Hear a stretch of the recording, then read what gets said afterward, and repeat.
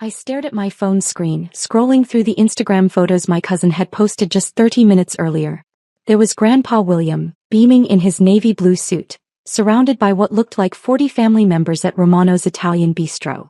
The same restaurant where our family had celebrated every major milestone for the past 15 years.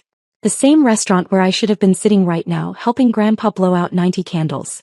Instead, I was in my downtown office at 7 p.m. on a Saturday, working on quarterly reports for my investment portfolio while my entire extended family celebrated without me. The caption on my cousin Jennifer's photo made my stomach turn. 3 generations celebrating Grandpa's 90th. All the family together. Red heart. All the family except me apparently. I set my phone down and walked to the floor-to-ceiling windows overlooking the city. From the 40th floor of the Meridian Tower, I could see Romano's Italian Bistro, just a small glowing rectangle among the thousands of lights below. My family was down there right now, probably telling stories about Grandpa's war service, laughing at his terrible jokes, passing around photos of great-grandchildren he'd never get to meet if he had to rely on me to provide them. The exclusion wasn't exactly a surprise. It had been building for months, ever since the last family gathering at Easter when my Uncle Richard had made his feelings clear. "Sarah's too busy for family these days," he'd announced to the entire dinner table. "Too important with her little internet business and her fancy downtown apartment. Doesn't have time for the people who raised her." My little internet business was actually a diversified investment firm that I'd built from scratch over the past 8 years. What had started as day trading with $5,000 from my college graduation money had evolved into Apex Financial Solutions, a company that now managed over $300 million in assets for high-net-worth clients. But to my family, I was still just Sarah who played with computers and lived alone in the city instead of settling down in suburbia like a proper 34-year-old woman should. I picked up my phone again and opened the contact information for Romano's Italian Bistro. I'd eaten there dozens of times over the years. Christenings, graduations, anniversaries, holiday celebrations. I knew the owner, Giuseppe Romano, well enough to recognize him when he greeted tables, but we'd never had a real conversation. That was about to change. The phone rang 3 times before a harried voice answered. "Romano's, this is Tony. I need to speak with Giuseppe Romano immediately. It's urgent. He's kind of busy right now, we've got a big party going on. Can I take a message? Tell him Sarah Chin is on the phone and I want to make him an offer he can't refuse." I could hear the doubt in Tony's voice, but something about my tone must have convinced him to take me seriously. "Hold on." While I waited, I pulled up the restaurant's financial information on my computer. Romano's had been struggling since the pandemic like most restaurants. Property taxes in that area had skyrocketed, labor costs were through the roof and competition from chain restaurants was fierce. According to my research, Giuseppe had been trying to sell for 6 months without finding a buyer willing to meet his asking price. "This is Giuseppe," came a tired voice with a slight Italian accent. "Tony says you want to make me an offer? Mr. Romano, I want to buy your restaurant. Tonight. Cash offer, no financing contingencies, no inspection period. I can have the money transferred within an hour." There was a long pause. "Lady, I don't know who you are, but this isn't how business works. You can't just call up and buy a restaurant over the phone. I'm Sarah Chin from Apex Financial Solutions. I've been researching restaurant acquisitions in the downtown district for my investment portfolio. Your establishment has excellent reviews, a prime location and a loyal customer base. I'm prepared to offer you $2.7 million. Another pause, longer this time. I could hear the noise of the restaurant in the background, clinking dishes, laughter, the sound of my family celebrating without me. $2.7 million? Giuseppe's voice had changed, become more focused. My asking price is 2.5. I know. I'm offering above asking because I want to close tonight. I have a family situation that requires immediate resolution. What kind of family situation involves buying a restaurant? I looked down at the lights below, imagining my family's faces when they realized what was about to happen. The kind where you need to make a point about respect and inclusion, Mr. Romano. Giuseppe was quiet for a moment, then chuckled. "You know what? I like your style. But I can't just sell you a restaurant over the phone, even for cash. There are contracts, inspections, liquor licenses. I'll handle all the legal requirements through my attorneys. What I need from you right now is a handshake agreement and permission to make an announcement to your current customers." "What kind of announcement?" I smiled, finally feeling like I had some control over this situation. "The kind that's going to make my family very uncomfortable. 20 minutes later, I was walking through the front door of Romano's Italian Bistro. My attorney David Kim beside me with a briefcase full of preliminary purchase agreements. The restaurant was packed, warm light spilling from table lamps and candles creating the cozy atmosphere that had made it a family favorite for so many years. I spotted my family immediately. They'd pushed together 4 large tables in the back corner, creating space for what looked like 40 people spanning 4 generations. Grandpa sat at the head of the combined tables, wearing the navy suit I'd bought him for his 85th birthday, his face animated as he told what was probably his famous story about accidentally proposing to Grandma at a baseball game. Uncle Richard was holding court at the other end of the table, gesturing dramatically as he told some business story to my younger cousins. Aunt Linda was taking photos of everything, documenting the family gathering for posterity. My parents sat near Grandpa, Mom helping him with his dinner while Dad laughed at whatever joke had just been told. None of them noticed me enter. Giuseppe met me near the hostess stand, wiping his hands on his apron. He was a stocky man in his 60s with kind eyes and the calloused hands of someone who'd worked in restaurants his entire life. Miss Chin, I have to ask, are you sure about this? Buying a restaurant is a big decision, and doing it in the middle of a family party seems dramatic? I finished. Mr. Romano, my family excluded me from my grandfather's 90th birthday party. They posted photos on social media showing how happy they all are without me there. Sometimes dramatic gestures are the only way to get people's attention. He studied my face for a moment, then glanced over at my family's tables. Those are your people over there? Unfortunately, yes. Giuseppe shook his head sadly. Family is everything, Miss Chin. Whatever this fight is about, maybe there's a better way to solve it. I've tried the better ways, Mr. Romano. I've tried being patient, being understanding, being available whenever they needed me. I've tried proving my worth through success, through generosity, through loyalty. None of it mattered. Tonight I try something different. David opened his briefcase and pulled out the contracts we'd prepared during the drive over. Mr. Romano, these are the preliminary purchase agreements. Obviously, we'll need several days to complete all the due diligence and legal requirements. But this establishes Ms. Chen's serious intent to purchase and your agreement to sell at the stated price. Giuseppe looked over the documents, his expression growing more serious as he realized this wasn't some elaborate prank or emotional outburst. You really have $2.7 million? I pulled out my phone and showed him my banking app, the same way I'd shown my sister my investment portfolio at Christmas dinner 2 years ago. I can have it wired to your account within the hour. His eyes widened as he saw the numbers on my screen. Madonna mia. You're serious. Completely serious. Mr. Romano, I know this seems impulsive, but I've been looking for restaurant investment opportunities for months. Your establishment fits perfectly into my portfolio strategy. The family situation just provides convenient timing. Giuseppe looked over at my family again, then back at me. Slowly he extended his hand. Miss Chin, you have yourself a restaurant. We shook hands and David immediately began preparing the paperwork for signatures. I felt a strange mix of satisfaction and nervousness as I realized what I'd just done.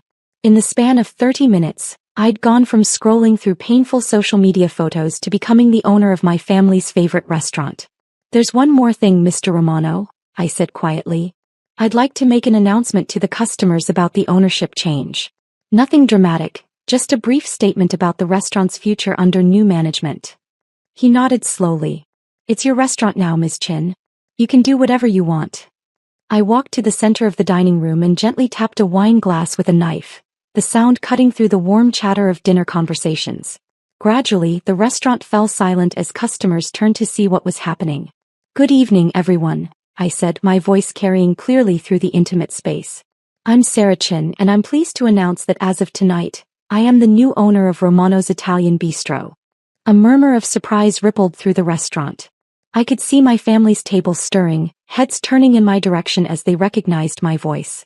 Mr. Romano has built something beautiful here, I continued, and I'm committed to preserving the warm, family-friendly atmosphere that has made this restaurant a cornerstone of our community for so many years. Uncle Richard was staring at me now, his mouth hanging open in shock. Aunt Linda had dropped her camera. My parents looked confused, as if they couldn't quite process what they were seeing and hearing.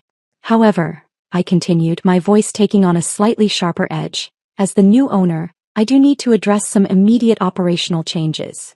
The restaurant was completely silent now, everyone hanging on my words. Effective immediately, Romano's Italian Bistro operates on a strict policy of inclusion and respect. We welcome families who understand that love means including everyone, not just the people who are convenient or who live up to arbitrary expectations. I looked directly at my family's table as I spoke the next words. Unfortunately, we cannot continue to serve customers who demonstrate patterns of exclusion, disrespect, or who treat family members as disposable. Therefore, I'm going to have to ask the party at tables 12 through 15 to settle their bill and leave the premises. The silence that followed was deafening. My family sat frozen as if they couldn't quite believe what they were hearing. Uncle Richard was the first to find his voice. "Sarah, what the hell do you think you're doing?" "I'm exercising my rights as a business owner, Uncle Richard. The same way you exercised your right to exclude me from Grandpa's birthday party." Grandpa was struggling to stand up, confusion clear on his face. "Sarah? Sweetheart, what are you talking about? What are you doing here?" The pain in his voice almost broke my resolve. This wasn't his fault. Grandpa had always been kind to me, had always been proud of my achievements. But he was 90 years old and relied on other family members to organize gatherings and send invitations. "I'm here because it's your 90th birthday, Grandpa," I said gently. "I'm here because I love you and I wanted to celebrate with you. I'm here because family should include everyone, not just the people who live in the suburbs and have children." Mom finally found her voice. "Sarah, honey, there must be some misunderstanding. We sent you an invitation." "No, Mom, you didn't. I checked my mail, my email, my voicemail. I found out about tonight's party the same way the rest of the internet did, through Jennifer's Instagram post." Jennifer, my 26-year-old cousin, turned red and slumped down in her chair. "But more importantly," I continued, "this isn't about one missed invitation. This is about 3 years of being treated like an outsider in my own family. This is about Uncle Richard telling everyone I'm too good for family gatherings. This is about being excluded from weddings, graduations, and holiday celebrations because my lifestyle doesn't match your expectations." Uncle Richard stood up, his face flushed with anger. "Your lifestyle? You mean living alone in the city, focusing on money instead of family, acting like you're better than the rest of us? I mean building a successful business that employs 47 people and manages investments for families throughout this state," I shot back. "I mean creating financial security for myself instead of waiting for someone else to take care of me. I mean living my life on my own terms instead of conforming to someone else's narrow definition of success." Aunt Linda was crying now, dabbing at her eyes with her napkin. "Sarah, we're family. We can work this out. You don't need to buy restaurants and make scenes." "I bought this restaurant because it's a good investment, Aunt Linda. The scene is just a bonus." Giuseppe stepped forward, clearly uncomfortable with the family drama unfolding in his dining room. "Perhaps we should all take a moment to calm down." "There's nothing to calm down about," Uncle Richard interrupted. "Sarah, you can't just kick family out of a restaurant. This is insane." "I can absolutely ask disruptive customers to leave my establishment," I replied calmly. "And right now you're being disruptive." David appeared at my elbow with a folder of documents. "Ms. Chen, the preliminary paperwork is complete. Mr. Romano has signed, and we just need your signature to make the ownership transfer official." I signed the documents while my family watched in stunned silence, the pen scratching loudly in the quiet restaurant. When I finished, David handed me a set of keys. "Congratulations, Ms. Chen. You're officially the owner of Romano's Italian Bistro." I looked around the restaurant, at the other customers who were pretending not to stare, at Giuseppe who looked like he still couldn't believe what had just happened, at my family who sat in shocked silence at their pushed-together tables. "Now then," I said, addressing my family directly, "I believe I asked you to settle your bill and leave." Grandpa was shaking his head slowly, his eyes bright with what might have been tears. "Sarah, sweetheart, please don't do this. It's my birthday. These are my children and grandchildren. This is my family." The pain in his voice cut right through my anger, leaving me feeling hollow and ashamed. This wasn't what I'd wanted. I'd wanted to make a point about inclusion and respect, but instead I was ruining his birthday celebration. "Grandpa," I said softly, walking over to his chair, "you're absolutely right. This is your family and it's your birthday. I'm sorry for disrupting your celebration." I knelt down beside his chair, taking his weathered hands in mine. "What if we made a deal? What if everyone who wants to stay and celebrate with you can stay, but we all agree to some new rules about how we treat each other?" His eyes brightened slightly. "What kind of rules, sweetheart?" I stood up and addressed the table but kept my voice gentle. The rules are simple. We treat each other with respect. We include everyone in family gatherings. We celebrate each other's successes instead of tearing them down. And we remember that family means showing up for each other, even when it's inconvenient. Uncle Richard was still standing, his arms crossed defiantly. And if we don't agree to your rules? Then you're free to leave and celebrate somewhere else, I said. But Grandpa stays here because it's his birthday and he deserves to spend it surrounded by people who love him. Mom stood up slowly, her eyes red with tears. Sarah, I owe you an apology. I thought we had sent you an invitation. I thought Jennifer had handled it. I was supposed to text her, Jennifer said miserably. But I thought maybe she wouldn't want to come anyway, since she never seems to enjoy family stuff anymore. I don't enjoy family stuff because I'm constantly being judged and criticized, I said. But I love Grandpa and I love most of you even when you drive me crazy. Dad finally spoke up. Sarah, what you've done tonight, buying this restaurant, making this dramatic gesture, it's going to be a family story for generations. Good or bad? I asked. He smiled for the first time that evening. That depends on how we handle the next few minutes. Giuseppe stepped forward again. Miss Chin, if I may suggest something? Perhaps your family could continue their celebration as planned, and we could discuss the operational transition tomorrow? I think your grandfather would appreciate some normalcy on his birthday. I looked around the table at my family members, trying to gauge their reactions. Most of them looked shocked and slightly afraid, as if they were still processing what had just happened. But a few were beginning to show signs of curiosity, even amusement. My cousin Mark, Uncle Richard's youngest son, started laughing. Aunt Sarah, you just bought an entire restaurant to crash Grandpa's birthday party. That's either completely insane or absolutely brilliant. Probably both, I admitted. Uncle Richard sat back down heavily, shaking his head. I still think you're out of your mind. But I have to admit I'm impressed. How did you even have $2.7 million available on a Saturday night? I have good accountants and a diversified investment portfolio, I said. Also, I live below my means instead of spending everything I earn on status symbols. The barb hit its target, but Uncle Richard just nodded ruefully. Point taken. Grandpa was looking up at me with something that might have been pride. Sarah, sweetheart, sit down and tell me about this business of yours. Giuseppe, bring my granddaughter a chair and a plate of your best pasta. As I settled in next to Grandpa, Giuseppe bustling around to set a place for me, I realized that my dramatic gesture had accomplished something I hadn't expected. For the first time in years, my family was genuinely curious about my life, asking real questions instead of making assumptions. Over the next hour, as we shared Grandpa's birthday cake and Giuseppe brought out champagne to celebrate the restaurant's change of ownership, I found myself explaining my business in detail. Not defensively the way I usually did at family gatherings, but with enthusiasm and pride. So you manage money for other people? My cousin Jennifer asked. Like they just give you their savings and trust you to invest it? It's a little more complicated than that, I said. But essentially yes. I help families plan for retirement, save for their children's education, build wealth for the future. It's not that different from what Grandpa did when he started his construction company. I just work with different tools. Grandpa squeezed my hand. Your grandmother would be so proud, sweetheart. She always said you had a head for numbers. As the evening wound down and family members began to leave, Uncle Richard approached me with something that looked like an apology in his eyes.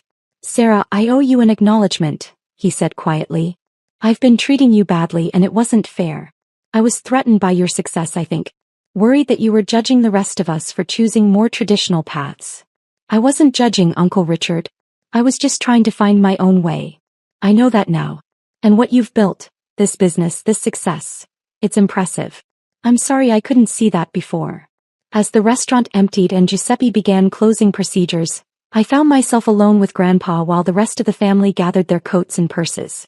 Did I ruin your birthday? I asked quietly. He chuckled, his eyes twinkling with mischief. Sweetheart, you made it the most memorable 90th birthday party in family history. 50 years from now, people will still be telling the story about the night Sarah bought Romano's to crash my birthday party. Are you okay with me owning the restaurant? I know it's been your family's special place for a long time. Sarah, family isn't about places, it's about people. As long as you keep making good pasta and treating customers like family, I think Giuseppe's legacy will be in good hands. As I drove home that night, the keys to Romano's Italian bistro in my purse and a signed contract making me the owner of my family's favorite restaurant, I reflected on what I'd accomplished. I'd made my point about inclusion and respect, but more importantly, I'd opened a door to better relationships with my family. The next morning, my phone rang with calls from family members who wanted to apologize, to understand my business better, to plan future gatherings that included everyone. Uncle Richard called to ask for investment advice. Aunt Linda called to see if I needed help managing the restaurant. Jennifer called to ask if she could work part-time as a hostess while finishing her marketing degree. But the best call came from Grandpa. "Sarah, sweetheart, I was thinking about what you said last night about family meaning showing up for each other. I want you to know that you've been showing up for me for years, even when the rest of them couldn't see it. The birthday cards, the visits, the way you remember stories I tell you, that's what family really means." "Thanks, Grandpa. That means everything to me." "Now about this restaurant of yours. Giuseppe tells me you're planning to keep all the recipes the same but modernize the business operations. That sounds smart. But I have one request. Anything. Keep the family table in the back corner. And make sure there's always room for everyone even when they don't deserve it." I smiled, looking out my office window toward the small glowing rectangle that was now my restaurant. "I promise, Grandpa. There will always be room for family. Sometimes the most expensive purchases aren't about acquiring assets. They're about acquiring respect, understanding, and the opportunity to rebuild relationships on better terms. Romano's Italian Bistro cost me $2.7 million, but it bought me something priceless: a seat at my own family's table." The text message arrived while I was reviewing tenant applications at my office. "Family Thanksgiving at our house this year. 4 p.m. sharp. Don't be late. Margaret." Margaret, my mother-in-law, had a way of turning every invitation into a summons. After 3 years of marriage to her daughter Emily, I'd learned that family gatherings were less about gratitude and more about establishing pecking orders within the Collins family hierarchy. I locked my desk drawer containing lease agreements for my 34 rental properties and headed home to pick up Emily. She was waiting in our modest apartment, looking beautiful in the burgundy dress she'd chosen specifically because it makes Mom happy when I make an effort. "Ready for the annual interrogation?" Emily asked, only half joking as we drove toward her parents' suburban neighborhood. "I've survived 2 years of it. I think I can handle one more." What Emily didn't know, what none of her family knew, was that I owned the property management company that handled their rental house, along with dozens of others throughout the city. Sterling Property Management had been quietly successful for 6 years, but I preferred keeping my business private. It eliminated complications in personal relationships and allowed me to assess people's character without the filter of their financial